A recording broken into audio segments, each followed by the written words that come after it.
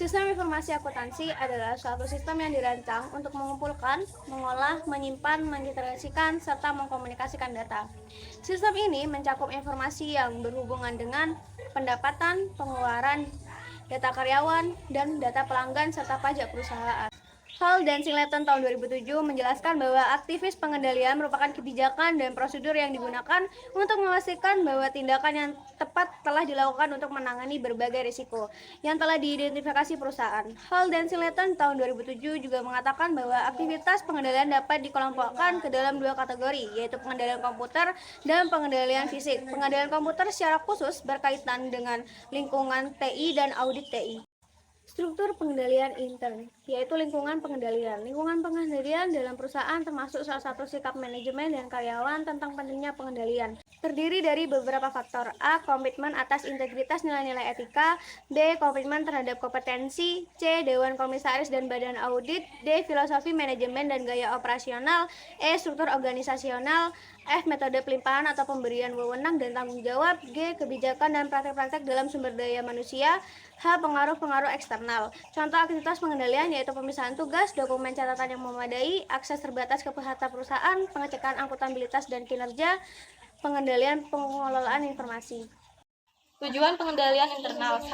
Menjaga aset perusahaan. 2. Menjamin ketelitian dan keandalan data akuntansi. 3. Meningkatkan efisien. 4. Menjamin ditaatinya atau dipatuhinya kebijakan organisasi. Fungsi pengendalian internal terdapat 4, yaitu 1. Pengendalian untuk pencegahan prosedur dan kebijakan yang dibuat untuk mencegah timbulnya suatu masalah, misalnya adanya pemisahan tugas, pembagian wewenang, dan tanggung jawab. Mengendalikan akses fisik atas aset, fasilitas, dan informasi. 2. Pengendalian untuk pemeriksaan. Prosedur dan kebijakan yang dibuat untuk mengungkapkan adanya masalah atau penyimpanan, misalnya pemeriksaan salinan atas perhitungan, mempersiapkan rekonsiliasi bank, dan neraca saldo setiap bulan. 3. Pengendalian korektif. Prosedur dan kebijakan yang dibuat untuk memecahkan masalah atau penyimpangan yang terjadi yang ditemukan. Pengendalian pemeriksaan, misalnya prosedur yang dibuat untuk identifikasi penyebab masalah, perbaikan kesalahan, dan mengubah sistem agar masalah di masa datang dapat diminimalisir. 4. Penilaian risiko atau risk assessment. Pengendalian teknologi informasi dan keamanan sistem informasi dapat diaplikasikan dengan komponen model pengendalian internal menggunakan COSO atau Commit of Sponsoring Organization dan COBIT atau Control for Information and Related Technology, komponen untuk menilai risiko. Jenis-jenis ancaman yang dihadapi perusahaan berikut ini.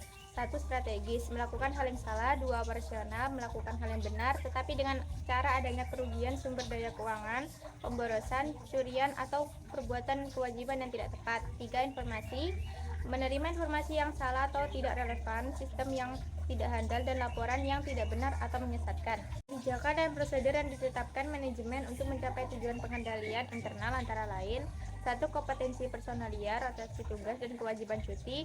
2. Pemisah tanggung jawab untuk kegiatan. 3. Pemisah fungsi pelaksana, penyimpanan aset, dan akuntansi.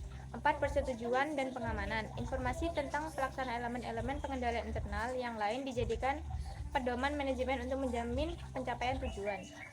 Pemantauan atau monitoring. Pemantauan terhadap sistem pengendalian internal akan mengidentifikasi di mana letak kelemahannya dan memperbaiki efektivitas pengendalian tersebut. 1. Menentukan tempat kelemahan dan perbaikan efektivitas pengendalian. 2. Ongoing monitoring.